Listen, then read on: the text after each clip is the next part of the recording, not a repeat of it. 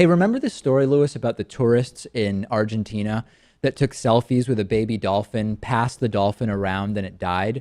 We've Yeah. now learned about a situation at Yellowstone National Park where tourists put a newborn bison calf in their car and transported it to a park facility because they thought the animal was in danger. They thought the animal was cold and that it had been raining and blah, blah, blah, blah, blah. And this is an ongoing problem at Yellowstone with tourists trying to, usually it's touch animals, but this really takes it a step further.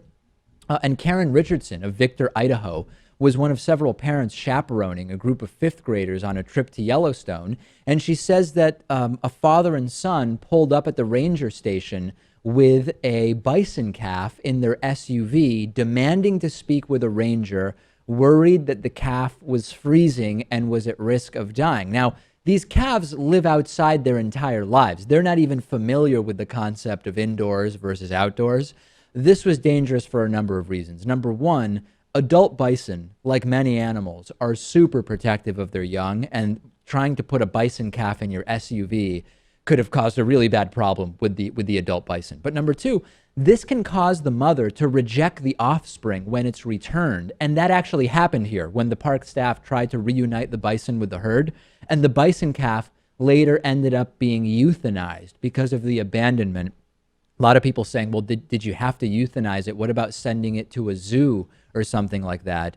And Yellowstone put out a statement explaining that to ship the calf out of the park, it would need months of monitored quarantine for brucellosis. They don't even have approved quarantine facilities because this is not what they do. They don't send animals to zoos. And ultimately, this harebrained idea from tourists led to the calf being euthanized. Horrible, right?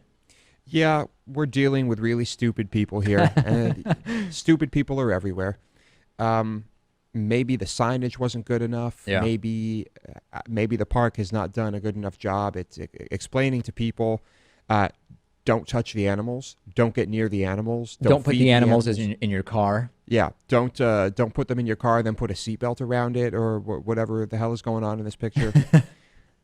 This reminds me of those guys who tipped over the goblin stones in the desert, Right. these rock formations that were millions of years old, Yep. because they thought it might fall and land on a kid, Right. and they filmed it and they were cheering each other on. Yeah, yeah.